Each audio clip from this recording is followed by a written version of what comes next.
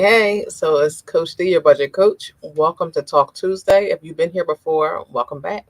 If this is your first time, Talk Tuesday is our weekly segment where we go over tips to help you enhance your finances. Today we will be discussing budgeting rules to follow. If you've been tuning in this month, we started the month off with talking about what is a budget, why is it important. Then we went on to talk about different budgeting types, and today we're going to discuss budgeting rules to follow. So thank you for joining. Hey, thank you guys for hopping in. Happy Tuesday. So before I get started, I just want to say tuning in from Dallas, Texas. Hey. Thank you for tuning in. I appreciate you. Anyone else listening, let me know where you're tuning in from. I love to shout you out. I appreciate you for tuning in with me. We go live every Tuesday. Hey.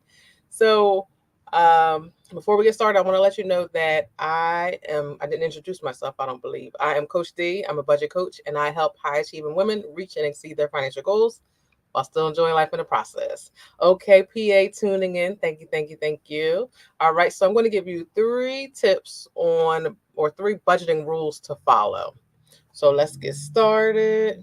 Coachville, PA in the house. Hey. Thank y'all for tuning in. I appreciate you. All right, so rule number one, give every penny a job. So when I say that, I'm meaning to know exactly where your money is going. Have a plan for all of the money that you receive down to the penny. No, that doesn't mean like spend every penny. But when I say that, I mean like if you receive $2,000 each pay, then before you get paid, because you should be thinking about this before you even receive your income. Okay, your job should give you a pay stub prior to, so you should know what to expect, what's coming, how much is headed your way. So you should know if you have it going to different bank accounts, you'll know how much is going into your savings, how much is going into another bank account. So the bank account that you use to pay for your expenses on a monthly basis, look at that money, plan it out, and have a plan for exactly where you want it to go. If you have the budget, if you're in my community, you have a budget, and we do work on our budget. So your budget, you know where you're sending your money. So you know I have 2,000. This much is going to my rent or my mortgage. This much is going to my gas. This much is going to my water, my electric, everything. And then when you have money left over, you have to figure out where that money is going. Figure out what you're going to do with it before you actually receive it. Because when you do that, you plan better, you do more, and not only will you make sure everything is covered, you'll be able to add to your savings. You might see that you have extra money. Maybe you want to pay a little more off on a debt that you might have. You might want to plan a date night or something cool like that. So think about those things in advance when you get your pay stub, or when you're alerted that you see the amount, or if you work somewhere where your check is the same every single pay. It's even easier to plan that way. So know what's going on. Give every penny a job. Know what it's going to be doing. And when I say that, actually make sure you include those fun things that you like to do, because we get so set on doing things that we have to pay on a monthly basis. But put some fun into that budget. Your budget is a financial plan. It's not to restrict you to not have a life, but just to help you to reach your financial goals. So definitely keep that in mind when creating your budget. Love that rule. Thank you. Yes. Awesome. That's right, because every penny counts. You're right. All right. Number two, addressing overspending. So sometimes we overspend. No one is perfect. It will happen. Even when we have a budget, when we have a plan, we plan this thing out. Everything does not always go to plans as planned. Something will happen. Something can come up, could be an emergency, anything.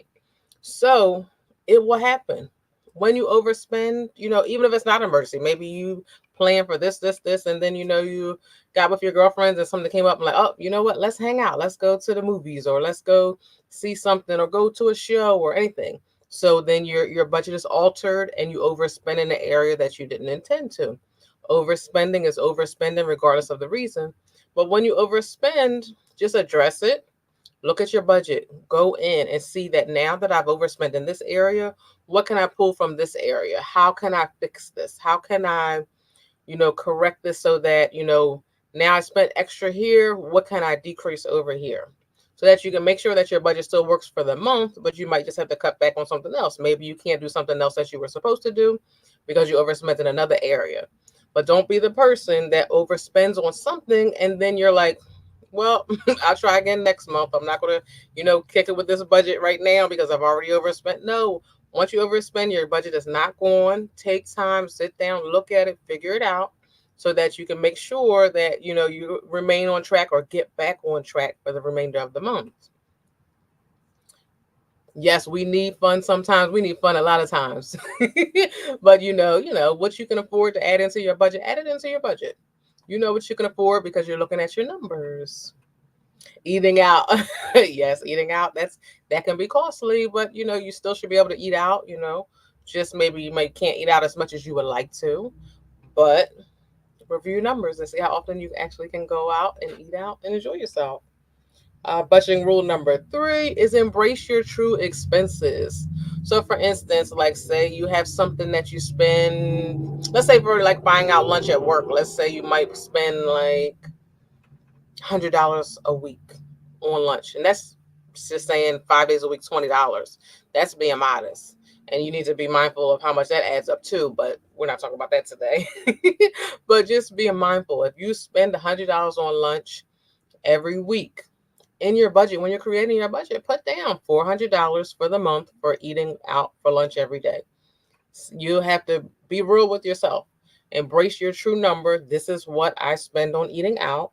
And then see what you have left over in your budget. And once you put everything in your budget and look at your numbers, you'll be able to see, first of all, can I afford to, eat out every day for $20? Can I afford that? And if it's something you're used to, if the numbers aren't math and it's not working and you're unable to be successful with that and it's not allowing you to reach your goals, then do something like cut back. Maybe try to do 4 days a week. And then after you master that and you're okay with that, then do 3 days a week, And depending on what you're trying to do or what you're trying to reach, depending on your budget and what the money you have available, then you can see what's the best fit, how many days a week. Maybe you can only do 1 day a week and be okay with that. You're still eating out. You're still enjoying the fruits of ordering out when you want to, as far as 1 day a week, but you're still able to reach your financial goals. It's not setting you back that meal of just that little bit of time of enjoying, eating out. It's not preventing you from building that savings to that $1,000 or that $2,000 or $3,000 or preparing for that down payment for your home or getting that new car or finally paying that car off or paying for your wedding or those things that you want to do. Don't allow that eating out prevent you from putting that money aside for that thing.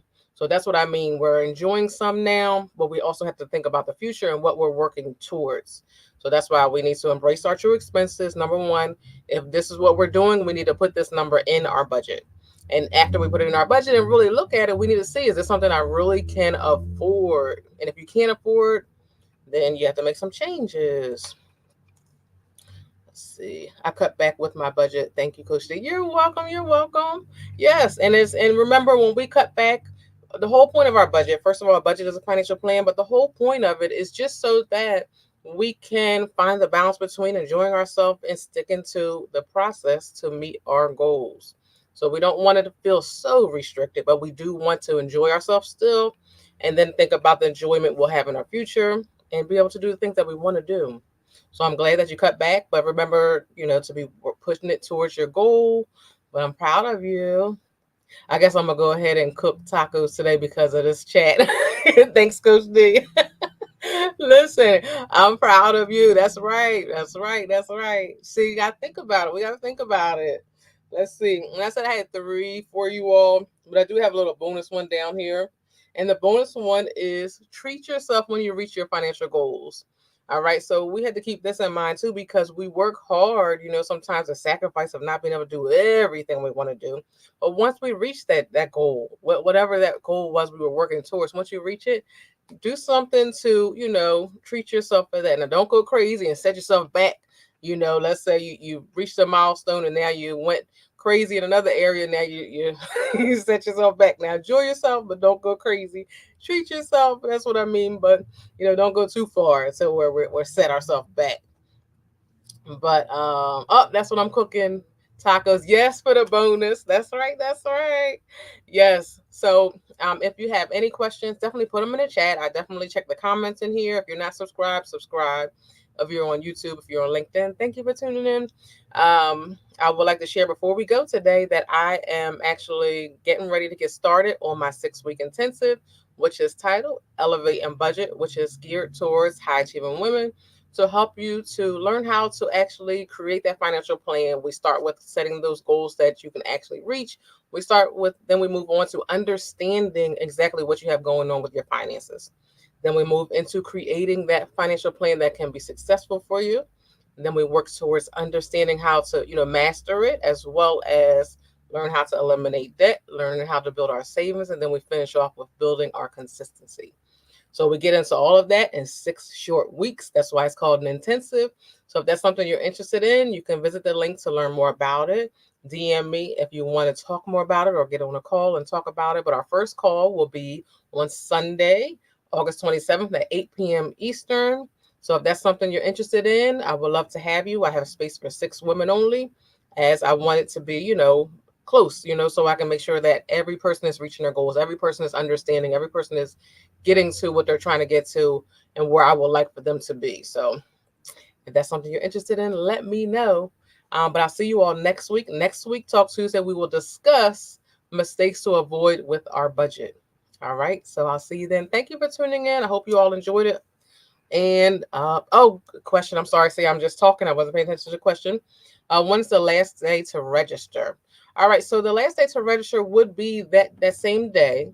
So as long as you register before our first meeting, then you can attend, because I want everyone to come on together at the first meeting. Just we get to know each other, because in that 6 weeks, we're all going to be working closely together. Yes, we're all going to have privacy. We're all going to be working on our own thing, but we'll work together as in towards our goal. We'll all be learning together, understanding together. So it's my point is that we start together and we finish together. So the last day you can start or join would be the same day, August 27th, but just have to join before our 8 o'clock meeting. So let's say like 7 o'clock. That way you're sure to be able to get the link, get in the call, and be ready to rock and roll. So I'm excited for anyone who joins and what your life will be like afterwards. You're very welcome. Thank you all for tuning in. I appreciate you all. Have a great evening. I'll see you all next week. Have a good one. Thank you, thank you, thank you. And happy